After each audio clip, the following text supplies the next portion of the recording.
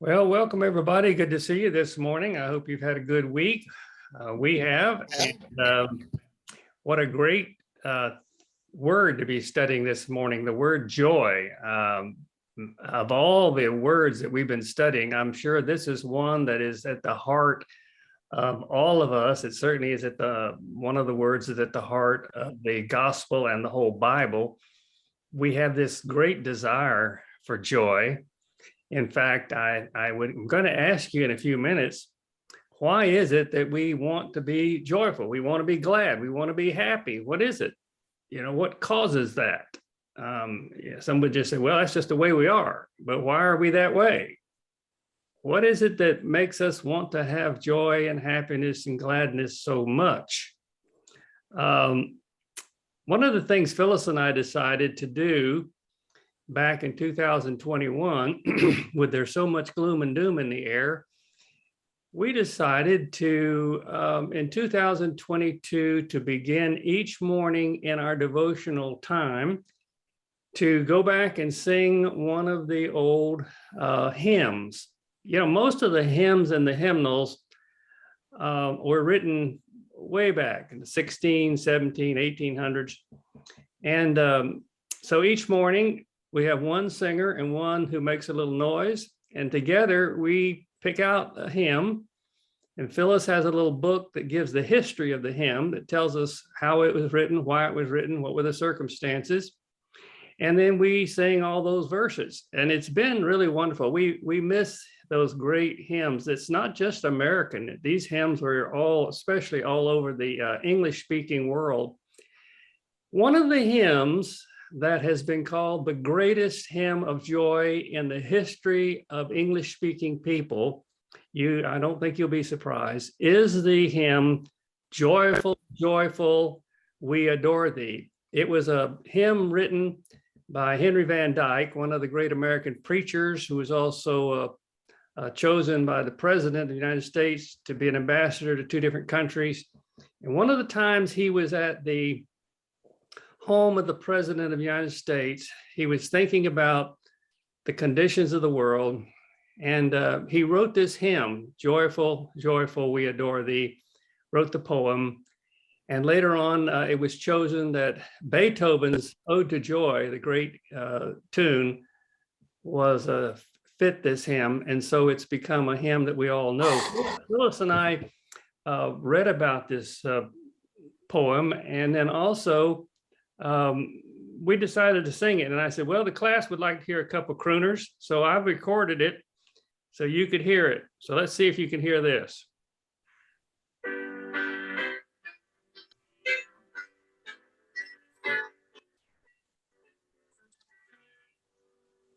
No, we can't hear it still. No. Adore thee, God of glory, Lord of love, hearts unfold like flowers before thee, opening to the sun above. Melt clouds of sin and sadness, drive the dark of doubt away. Giver of immortal gladness, fill us with the light of day.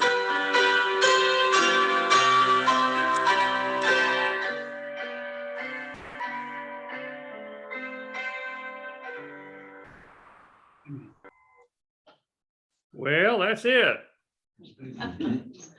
And of course, with all of the obstacles between you and me and hearing all that, I want to reread the words. Joyful, joyful, we adore thee, for the God of glory, Lord of love.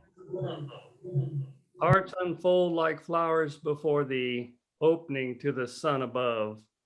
Melt the clouds of sin and sadness, drive the dark of doubt away. Giver of immortal gladness, fill us with the light of day. What a great hymn, and what a great theme we have, joy. Today, we're going to spend a little time together looking at the scriptures, talking about joy in our own lives, hearing what some people have to say. And I hope that this will be encouraging to you because that's the essence of the lesson. Joy for the individual Christian. I have one verse I wanted to read. It says in the Bible, even though you don't see him now as a Christian, you believe in him and are filled with an inexpressible and glorious joy. That's what Peter said in the midst of serious persecution. No matter what's going on, even when you can't see him, even when it's the darkest it could be, you are filled with joy. How is that? What is that? That's what we're going to be exploring this morning together. And I'd like to begin by asking a question, and I would like to hear some of you spontaneously respond. And that's this: why do you suppose that we as humans want to be happy? Why do we want to have joy? Why do we want to be glad? Why are we against being sad and miserable and discouraged? What is it that causes that? All right, who can give me just an initial response? Because we are fearfully and wonderfully made. Okay, what else? And when I have joy, I feel peace. All right. It's a chemical reaction. Chemical reaction. It takes fewer muscles to smile than it does to frown. We're pretty deep in here. Yeah. Well, I'd have to say, Joyce, I have to say, that I'm tempted to say that that's true, but it's not very profound. Hey, The Bible somewhere. you'd be surprised. All right. Bill, I think it's because we're all addicts. Uh-huh. This whole notion of addiction, we like to think it's a terrible thing, but we are addicted to the notion that we can be happy. And some people choose very unfortunate ways to try to get there. Yes. But Yeah. we know there's one way. Uh-huh. Okay, good. What else? Why do you think you want to be happy instead of sad? Why don't you say, gee, I would love to be sad all the time?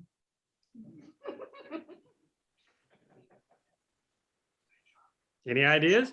You feel different. Sad makes you feel depressed and not, just you don't want to do anything. Happy and joy just makes you feel like you can conquer the world. Mm-hmm.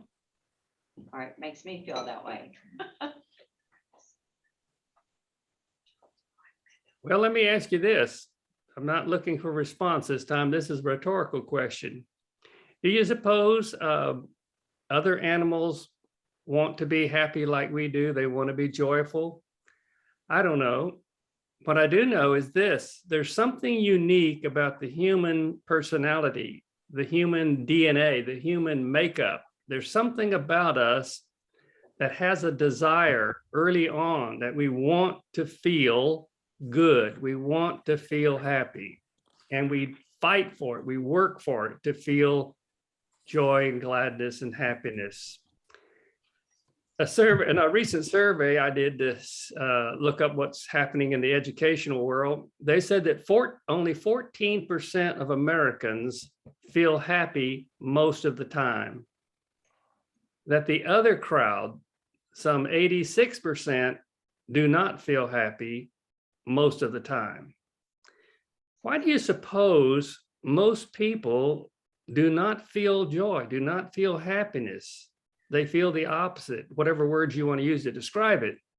I've asked Becky this morning to take a stab at that. Becky, what are some of the reasons people do not have this kind of joy that the Lord talked about, will have, and Peter talked about?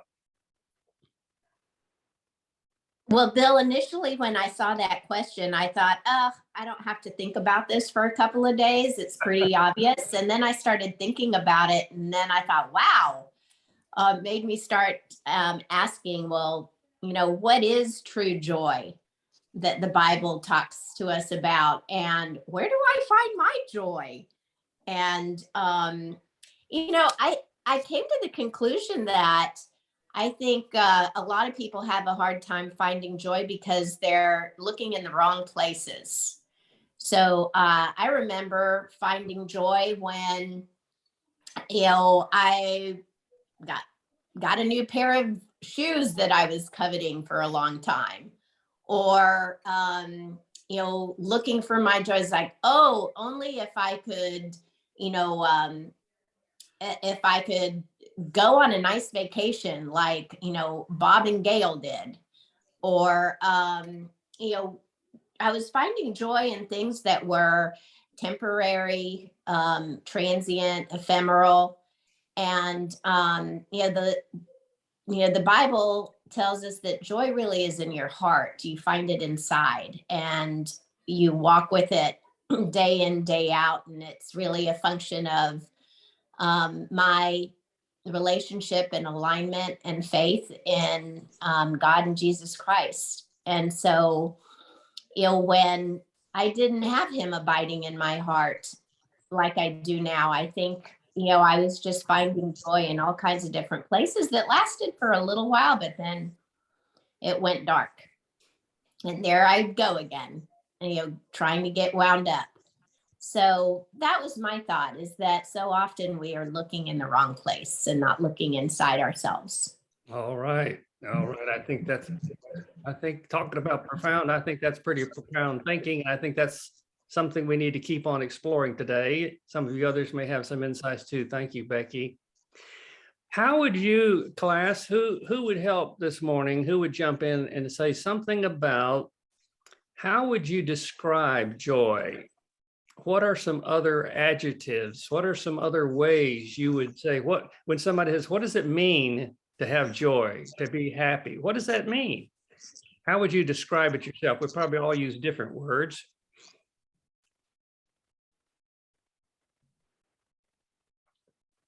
Well, I would think the words, I think I see Roger first. Go ahead, Roger. the expression I would use is we anticipate positively. We have positive anticipation of what's going to happen in our lives. All right. Who else? How would you describe it? What is joy? What is joy like? Bill, it's Ralph, and I think Judy started us off right when she mentioned peace. And to that, I would add contentment with where we are in our lives. I know it changed my life when I got a better handle on it. That peace and contentment just helped bring that joy to my life. All right. Who else? How would you describe joy? Yeah, Phyllis.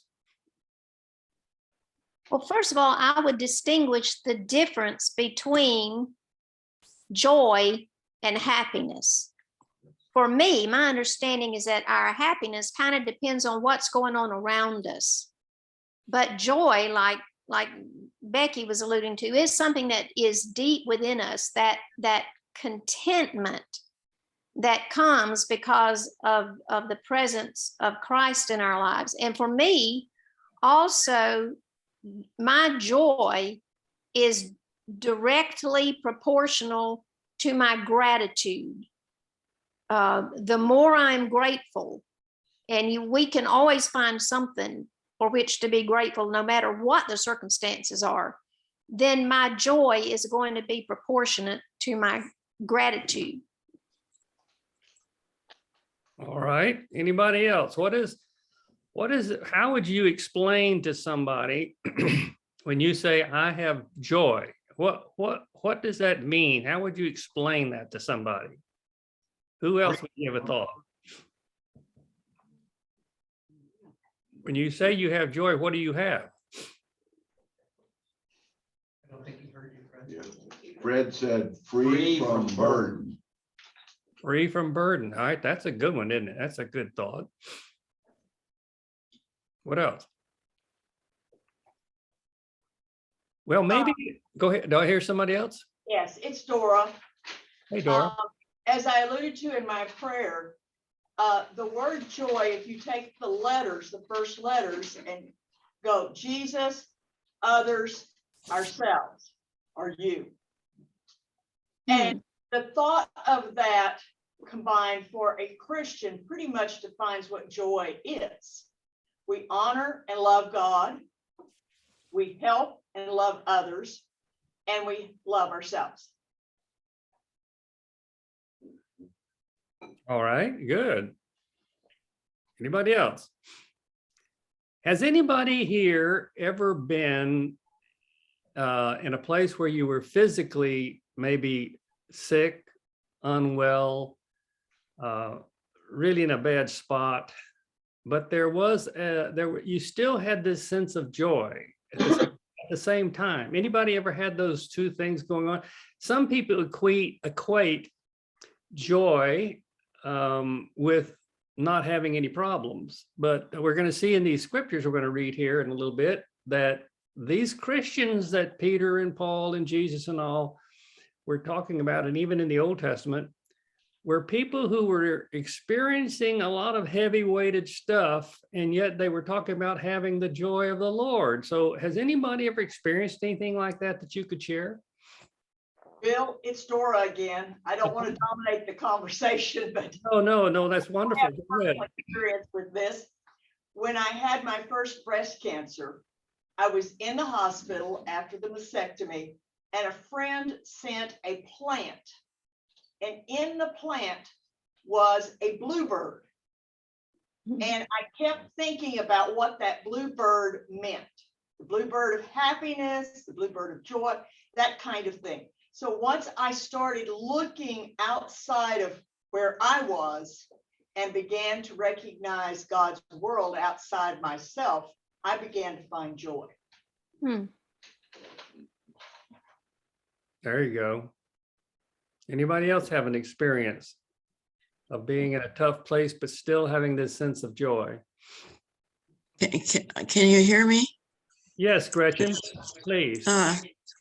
There's some, I need help with this. There's somewhere in the Bible, there's a verse that talks about happiness once a child is born into the world.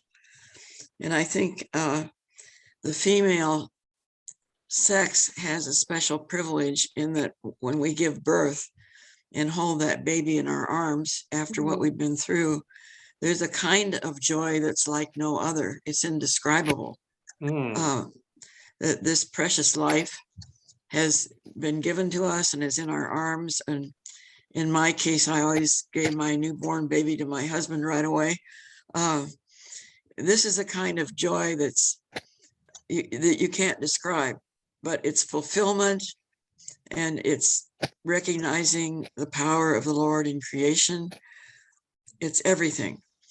And so I think maybe we females have a lot of misery to report in our lives, but we give birth to brand new babies, and we can tell our husbands what's that like, but it's impossible to really describe. But I'm sure every woman here who's given birth knows what I mean.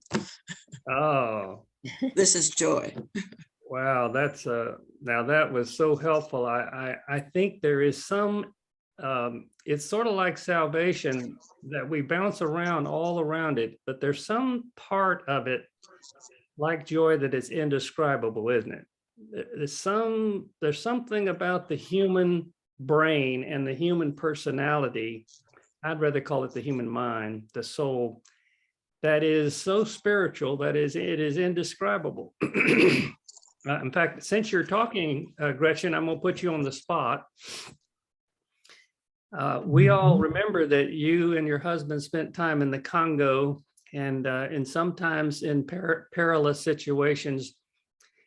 Does anything come to your mind about when things were rough and things were not easy, that you still had a deep sense of joy? Can you remember any sort of thing like that? My husband had very severe malaria and something else, which we've never really figured out. The pastors, our Congolese pastors, heard that Dr. Warren was very ill. And unbeknownst to us, they organized a bicycle brigade. And I looked up from Warren's bedroom and saw bicycle after bicycle coming into our yard with a pastor on each bike. And tears rolled down my face. This was a kind of joy in a way that you can't, it was mixed with sorrow because we were all afraid we were going to lose Warren. But that kind of support and that kind of help and the humble prayers of those pastors gave me a sensation that I'll never forget. And it's standing with each other, the kind of joy we get as Christians standing with each other in the presence of the Lord. Wow, what a wonderful story. And thank you, Gretchen. We can almost picture that. But I think Gretchen and really all of you have thrown into the bin of discussion the concept that the joy is something we desperately want. Joy is something we really like. It's very positive. We don't want to be without it. We'd like to have it more. Wouldn't it be great to be joyful all the time? Wouldn't it be grateful to have what our Lord Jesus told us, is that he wants us to have a joy that no one and nothing could take from us? I'd like us just to hear a scattering of verses about joy, and then I want to say a little bit more about it before we have additional discussion. So I've asked Bruce and Cynthia, but Cynthia's got the laryngitis, I think. So Bruce is going to read both of those scriptures. Bruce, are you there? I don't see your pretty face anymore. Oh, there you are. Now I see it. Uh-oh, it's not quite as pretty as I remember. I'll stand far back from the camera. There you go. There you go. Can you hear me? All right, Bruce. Okay, yes, yeah, you were talking about being physically ill. I'm just coming off strep throat here, so my voice comes and goes. And Cynthia's got it too, so she's dealing with it now. Okay, my readings were, you want the Nehemiah first? We had Nehemiah, book of Nehemiah, chapter 8, verse 10. Then he said to them, go eat of the fat, drink of the sweet, and send portions to him who has nothing prepared. For this day is holy to our Lord. Do not be grieved, for the joy of the Lord is your strength. Psalms 43:4.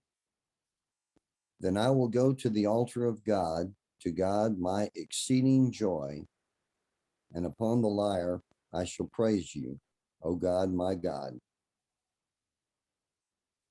From Isaiah 61, verses 7 and 8. Instead of your shame, you will have a double portion, and instead of a humiliation, they will shout for joy over the portion. Therefore, they will possess a double portion in their land. Everlasting joy will be theirs. For I, the Lord, love justice. I hate robbery and the burnt offering. And I will faithfully give them their recompense and make an everlasting covenant with them. Excuse me. From Luke, chapter 2, verse 10. But the angel said to them, do not be afraid, for behold, I bring you good news of joy, of great joy, which will be for all the people. You want me to read Cynthia's too?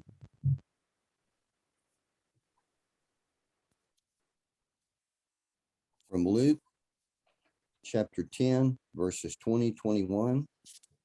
Nevertheless, do not rejoice in this, that the spirits are subject to you, but rejoice that your names are recorded in heaven. At that very time, he rejoiced greatly in the Holy Spirit and said, I praise you, O Father, Lord of heaven and earth, that you have hidden these things from the wise and intelligent and have revealed them to the infants. Yes, Father, for this way was well-pleasing in your sight. John 15, 10 and 11. If you keep my commandments, you will abide in my love, just as I kept my Father's commandments and abide in his love.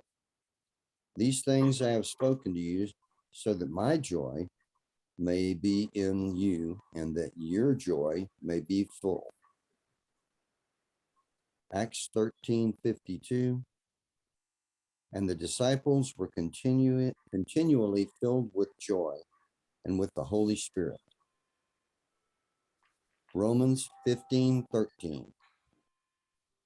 Now may the God of our hope fill you with all joy and peace in believing, so that you will abound in hope by the power of the Holy Spirit.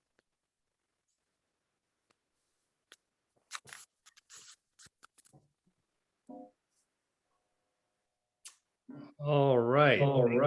Bruce, Bruce is reading a while got a little I guess we got some Uh-oh. All right. I think Judy's going to read some additional scriptures. Judy.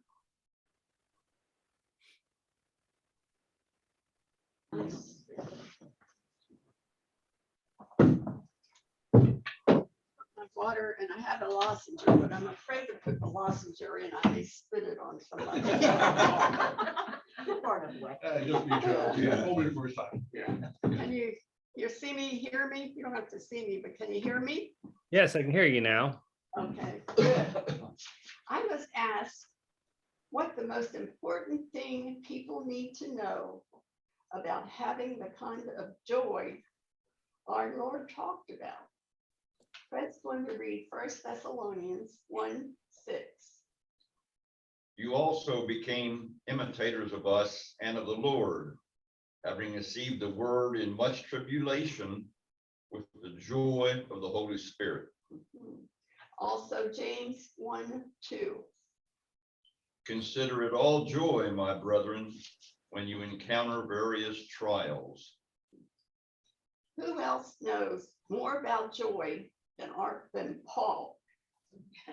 If you recall the unfair arrest to Paul and Silas, who were stripped of their clothes, beaten and thrown into prison, treated like criminals for casting out a demon from a slave girl whose owners were profiting by her predictions through the demon. After the harsh treatment, they began praying and singing praises while they were in prison. And guess who else heard them? The other people that were in prison. Then the earthquake broke their chains from their feet, but they remained there. The jailer drew his sword upon himself when he fought his prisoners and escaped, as he knew the penalty under the Roman law was death. Paul and Silas responded calm in the face of the chaos, rejoicing in the midst of their suffering, confident of their salvation and God's plan for them. 1 Peter 1:8. And though you have not seen him, you love him. And though you do not see him now, but believe in him, you greatly rejoice with joy inexpressibly full of glory. Even on the down days, ask Jesus to open your hearts to face the future with confidence and with joy. When we have joy in our unity with other believers, it shows. You can tell when someone's joyful. We can share and encourage in the Lord our message that is loving and clear, even to those who don't want to hear it. So I ask again, what is the most important thing people need to know about having the kind of joy our Lord talked about? I think that is the fullness of Jesus's joy is ours as we abide in him. We read his word, his love, and bearing fruit, which God is glorified. 1 Peter 1:8.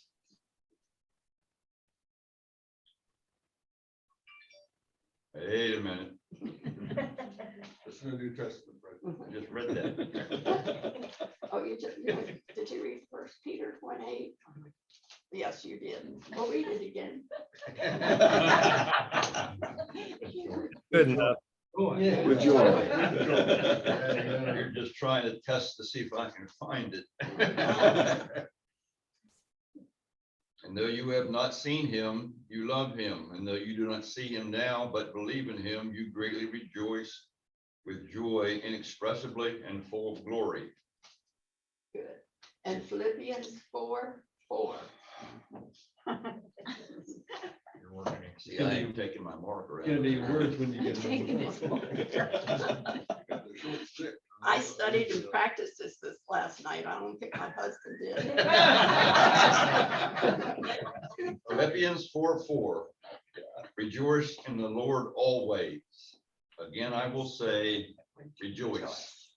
Okay, so today, tell the Lord, I am joyfully yours, Jesus.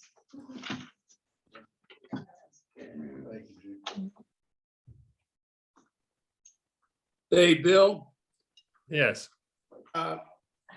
watching Fred trying to keep up with Judy has always brought me joy.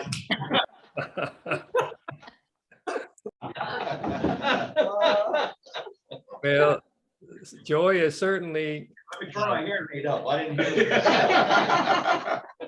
our joy certainly describes who we are, so watch out there.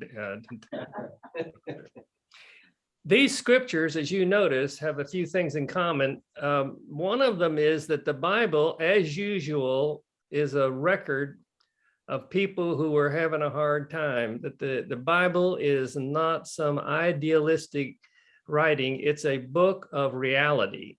That is that no matter how rich, how healthy, how strong, how impressive you may feel, you know there's going to be difficulties inside your family, inside your own mind, inside your health, in your country, and things that are important to you.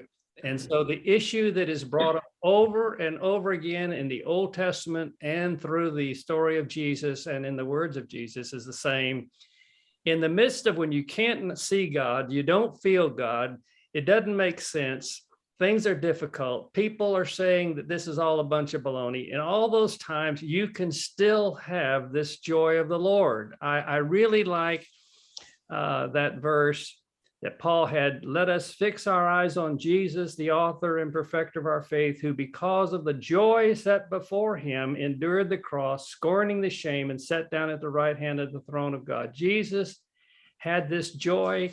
It's almost impossible, as Gretchen brought out, it's impossible for us to explain to people how Jesus could have joy when he was being tortured the way he was and being put to death in a shameful, painful way. And yet he had this joy. And his last words in those last weeks to his disciples was, I give you a joy that no one can take from you, and you're to have joy always. What in the world does he talk about? Wouldn't you like to have that? And you know, and how can you have that kind of experience? I want to say to you that it is possible to have a deep-seated joy all the time. In fact, it's almost can be said that the greatest moments of joy always are accompanied by the greatest moments of pain. It's almost like Gretchen described in the birth of a child. Some of the most glorious moments of joy are when we have just been through or are going through the deepest sense of pain. Maybe part of it is because we don't really realize how good we have it in Christ until we're right before we face death or someone we love has it. When we start thinking about what is really important, many young people don't find Christ until they find themselves faced with terrible things and they turn to Jesus and said, oh my, the joy that I have, I never realized what I was missing. I think there are two things I wanted to kind of summarize as we talk today.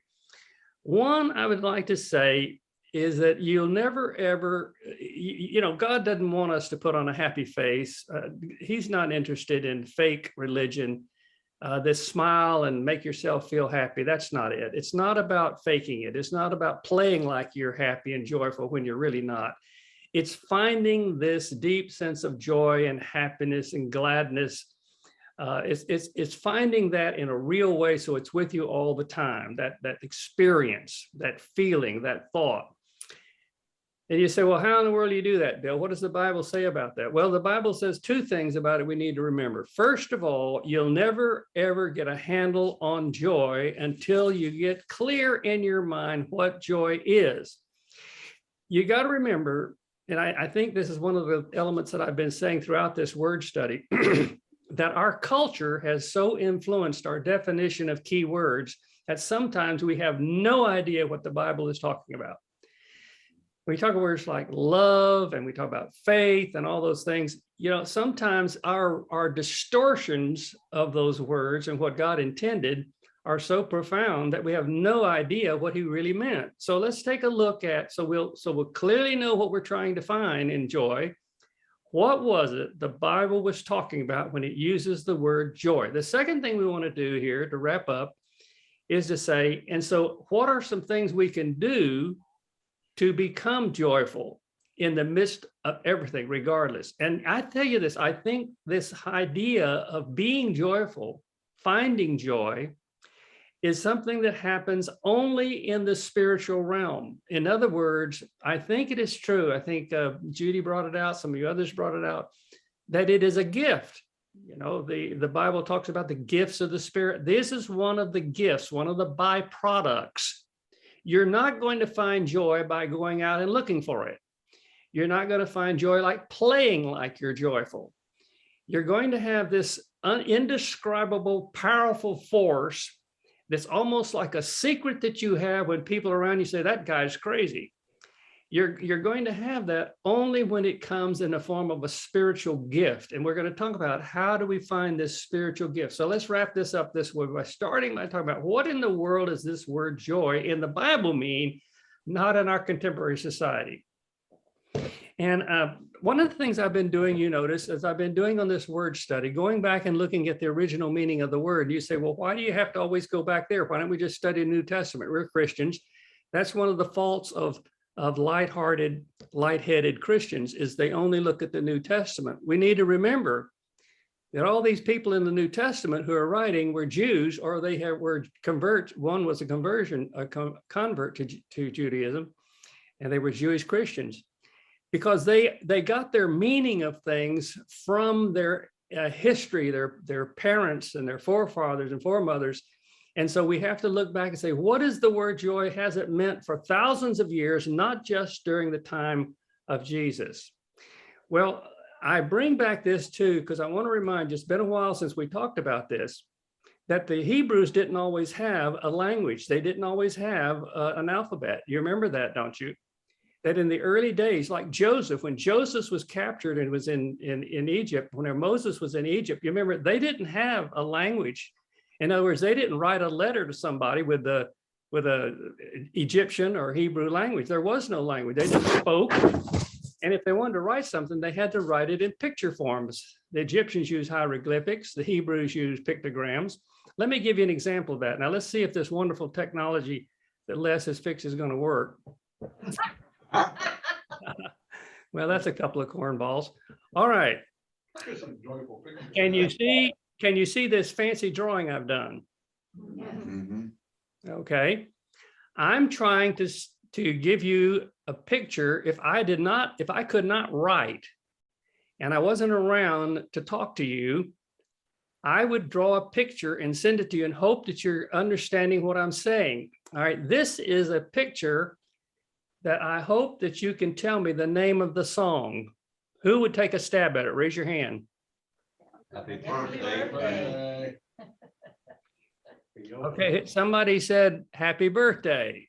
Okay, if you were playing the game Pictionary, which is a form of pictograph that the Hebrews use, you would draw a picture and hope somebody could get it. Some might say, let's see, face is smiley, smiley cake. No, that's not a song. So you'd fumble around. Finally, you say, wait a minute, that's a happy person. That's a happy birthday.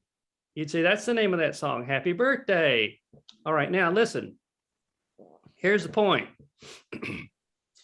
What if you went to a house and they played the game and that came up and you guessed it, and then you went to another person's house and they put up, nobody knows it at first, but you go, oh shoot, man, I got that. I know what that is. You know why? Because you've seen it before. And if it was done over and over again, after a while, everybody would know that that picture meant happy birthday, right? It's just like writing the word, happy birthday. Well, that's the way the Hebrew language went. Now, let me show you this. If I can pull a little magic here. Screen share, here we go. Sorry about those people. They can't get through. He's got to go there. Okay, here we go. All right. So if you see on the screen, there were 4 pictures used to describe the word joy. Not the word, I'm sorry, to describe the feeling, the concept, the thought of joy. There was a thing that looked like 2 front teeth. You see those 2 front teeth? The next thing that was scratched was this that looked like rough waves in the ocean. The next thing that was scratched on the wall was this. It was supposed to be a picture of a hand. Obviously, each person that wrote it, it didn't always look exactly like these, kind of like we are. We don't write things just right. And this is supposed to be a guy with his hands, his arms up in the air like he's praising or something. So a man's arms praising, open hand, a rough water, or teeth. These were common symbols of something destructive, something dangerous and trouble, something mysterious. The open hand idea of something calm and something tame, and then the idea of praise or proclaim. Now, if you put those together, here's the thing that they came up with, just like the happy birthday. They came up with this idea. Let me see if I can get this thing out of the way here. To proclaim a secret place where chaos cannot be devoured. You remember now, Hebrew always goes from right to left when they go from right to left. So the first letter, first picture was this, and this. So we look at it, that's the way we would look at it. The way they would look at it would be this direction. It's the idea of someone proclaiming, someone saying that I have found a calm place, a quiet place, a tame place that even the roughest of waters cannot destroy. So when you look at all that, if someone said, if you were to read the scripture in Nehemiah, which was read, it talks about, we're going back to this country, all the enemies against us, the temple's been destroyed, everything is in a mess, but you can still have happiness. It talked about gladness and joy. That word there was you can find, you see, deep within you, you can proclaim, I have inside me, I have a calm, I have a peace, I have a good feeling, even though all around me is destruction and doom and bad stuff, and it looks hopeless. Deep within me, one of the common elements that you'll see every time this word that is the Hebrew word that later they took those 4 letters and turned them into an alphabet, and the alphabet came out with those letters that showed you the word they use for now that we put in the language, they put for joy. So let's take a look at that, if I can find it here. All right, get out of the way there, girls and boys. Okay, here is what it would look like if you found it on a wall, scratched. You see the hand, and you see the praise, you see the water, you see this. So no matter how deep the chaos, no matter how bad things are, there's a calm place, and I'm praising God, or I'm proclaiming I have it. So the idea then, of course, is that the essence of the word joy, which that word later became joy and then the Greeks used the same idea when they used the word chara, which is translated joy in Greek. And by the way, the word close to chara is charis. And in fact, chara is the root word for charis. Charis was the word for grace. You remember in the Hebrew, we receive grace from God. And guess what? The word chara was chosen to say the word joy. So when you read in the Bible, Jesus said, my joy, it's the same root word as the word grace. My joy I leave with you. You can always have joy. You can always have grace. You can always have the gift of God. No matter what's happening, you still got this grace. You still got this joy. And what is it referring back to? You see, the Greek Christians were taking that old Hebrew word, and they were saying this: no matter what's going on with you, you always have that secret place, that calm place. It's like a tent. It's like a fence around the rest of the world. You've got this secret place that's going to take care of you. What a beautiful picture of joy is the whole idea of, in the midst of everything, what do you have? You have God's presence. You have God's power. You have God's knowledge, his love. I want to say one other thing, and you'll just have to think about this on your own. We won't take time to go into each one of them. We have discovered in the last 100 years that you can summarize all of our emotions, all of our feelings, all of our desires in basically 3 words: safety, love, purpose, fulfillment, and eternal. In other words, what do you want? It all waters down to, we all want to feel, we all want to experience a sense of safety, a sense of peace, a sense of that I'm okay, I'm secure. That's the first emotion we want. That's the first thought we want. Well, where is joy? Joy is when you find this peace, this safety. If you feel safe, what if you feel dangerous? What if you got danger all around you? But there's something that's causing you to say, it's okay, I'm okay. It's just like Charlie and I've talked about with our cancer. There was a deathly kind of cancer, but in the midst of it, even when we knew we may be dying, there was something inside of us said, deep down inside of us said, oh, it's okay. It's okay. We're going to be okay. We're going to a better place. That's joy. Joy results when there is a satisfaction of the emotion that you're desiring. If you need security and you find security in Jesus, in eternal life, you have joy. Your joy is not based on getting well. Your joy is based on an inner, indescribable experience with Christ. You take the emotion or the desire of love, this feeling special, this feeling cared for, this somebody loves me. You know, people who are alone, people who have a bad relationship, a bad marriage, they don't feel loved, and so they feel miserable. How can you feel love? How can you feel joy even when the love around you is not happening?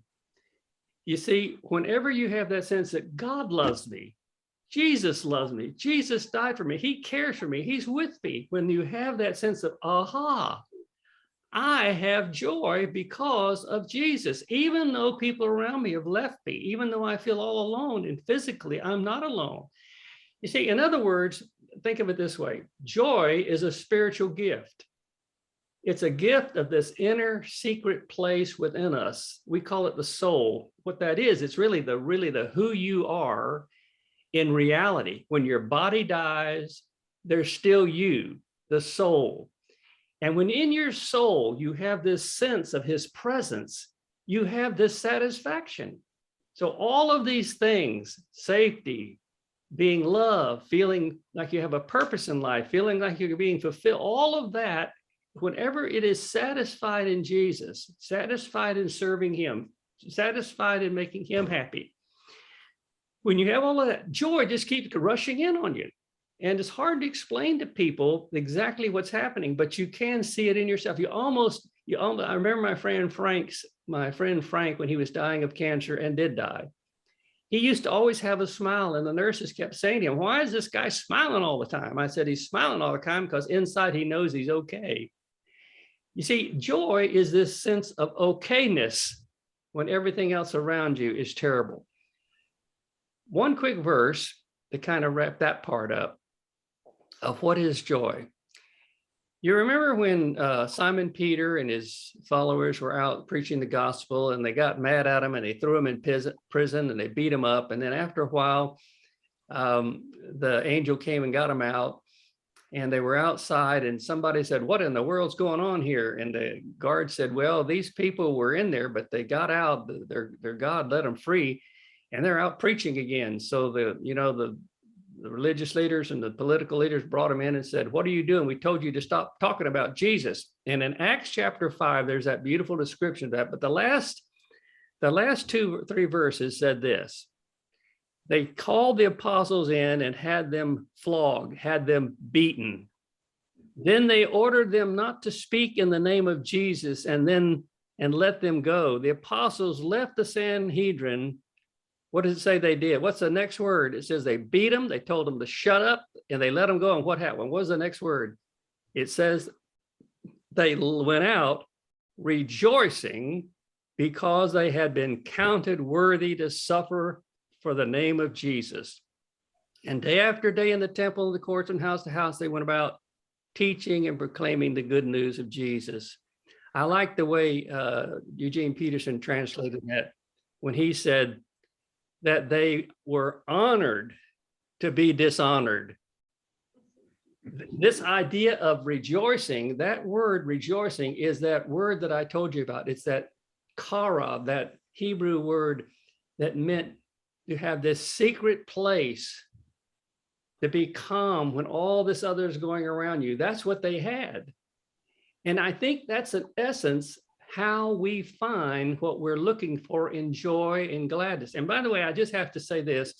I know this is going to sound a little strange to some of us because we've been around American Christianity so long that we have a tendency to say that joy is good and happiness is bad because happiness is based on circumstances.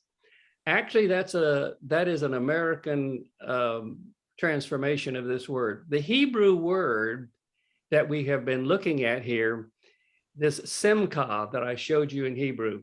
Simcha is translated both happy and joy and glad and cheerful.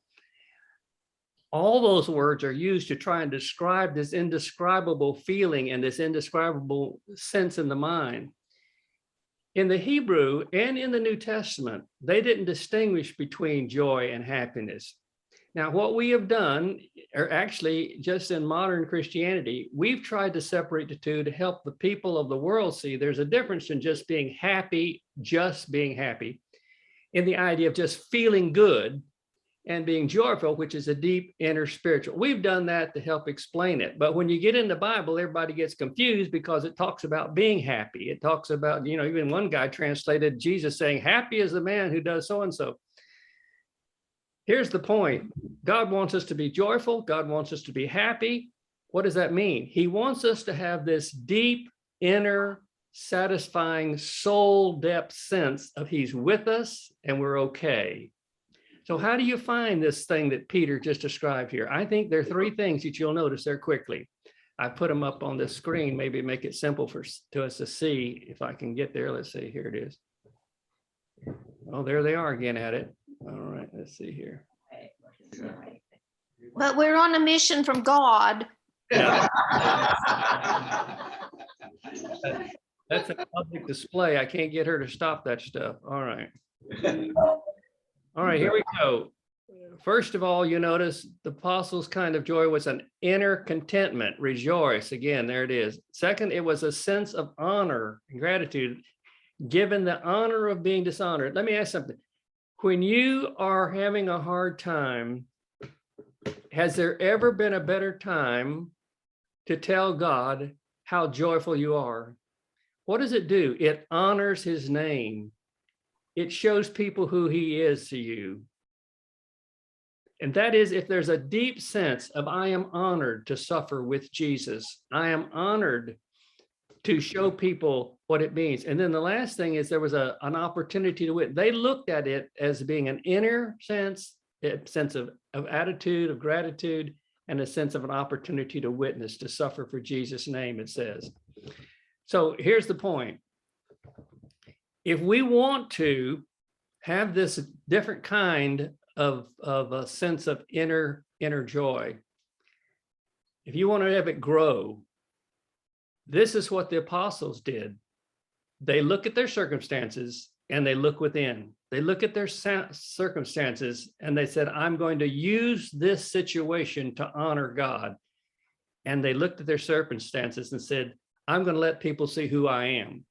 Isn't it true? Now listen to this. Isn't it true when you're going through difficult times, physical, mental, financial, whatever it is, isn't it true that is the time when people will see what you're really made of, who you are? I really believe that joy in these circumstances, the sense of God is with me, God cares about me, God's going to take care of things. This sense in the midst of whatever is an opportunity that you don't have any other time. I want to ask you this last final question. It's kind of a wrap up for us all. Is what are some of the things that we can actually do to have more of this sense of joy, to be joyful at all times? And I've asked Paula to kick it off for us. Paula, I can't see you back there, but I'll bet you're back there somewhere. I'm here, Bill. Oh, Thank good. you. Good, that makes it nice. Yeah, thank you for this opportunity to talk about joy here. I have to, this is a wrap up. Everybody has said essentially what I have on this paper, which is wonderful. That's how smart we are. My mother was in a Bible study a long time ago, and it was called Joy, the Joy Club. And it was Jesus, others, and you. And so that gave me my 3-point bucket list. Number 1, get to heaven by believing in Jesus. Number 2, take as many other people with you as you can. And number 3, have joy every moment of my life. I'm going to skip what I wrote about. I had to research, like everybody does, about what joy, the kind of joy that Jesus talked to. And I love what your definition was. So what can I do to make more joy in my life? Number 1, build a foundation that withstands the storms. Yeah. 7:25 says a wise man builds his house upon the rock. So I have to believe what God says about me. And with joy, my self-esteem and self-respect are indestructible. You all have peace and rest with no guilt or shame or unconfessed sin that helps you release your inner child to be genuinely who God intended you to be. Without biblical joy, we are left to rely on our own circumstances to make us happy. We all find our identity, meaning, and purpose and inner self sense of well-being in something. For us, it's Jesus Christ, our rock. The second thing you can do is see God as a loving, trustworthy Heavenly Father. Matthew 18:3 says, unless you change and become like little children, you will never enter the kingdom of heaven. So trust in Him and surrender to His will.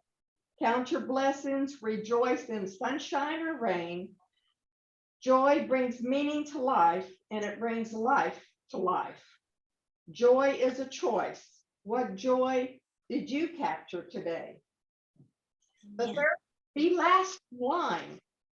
Put others ahead of yourself. Matthew 20:16 says, the last will be first, and the first will be last. When we compare ourselves to others, we either end up with a sense of entitlement or a victim mentality, and that robs us of our joy. The fourth is love and be loved. John 4:8 says, everyone who loves has been born of God and knows God. Take joy in the people you love and who love you back. Joy blooms in connection with people, pets, creation, and creativity. The fifth one is take refuge and find true joy in the Lord. This is our quiet time, our devotion time. Let all who take refuge in you be glad, and let them sing ever for joy. Abide in Him, stay connected, study his word, pray, union and communion. His joy flows into me like the true vine and branches. When I've lost touch with joy, have I really lost touch with God? Mm. Number 6, give up all grudges. James 5:9. Don't grumble against one another or you will be judged. You're responsible for your side of the forgiveness equation. The log in your eye robs you of seeing and being in his joy. Number 7, experience love and worship in a sacrificial faith community. Our Sunday school class. In Acts 2:42, they devoted themselves to teaching, fellowship, breaking of bread, and prayer. Everything we do is a product of worship. We give our hearts to something, so hopefully it's God. Hope and joy go hand in hand. And last but not least, the DNA of joy is gratitude, thankfulness. Psalm 107. Let them give thanks to the Lord for his unfailing love and his wonderful deeds for men. Let them sacrifice thank offerings and tell of his works with songs of joy. A grateful heart is full of joy. Amen. Thank you, Bill. Amen. Sister. God's people said, Amen. Amen. all right. Thank you, Paula. What a wonderful, wonderful summary. Very much.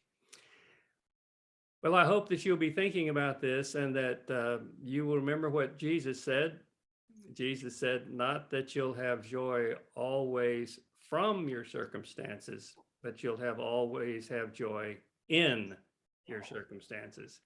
So we're going to have joy, and let's go out and be joyful people. Thank you for this time together, and I'm going to turn the lesson back over to Les.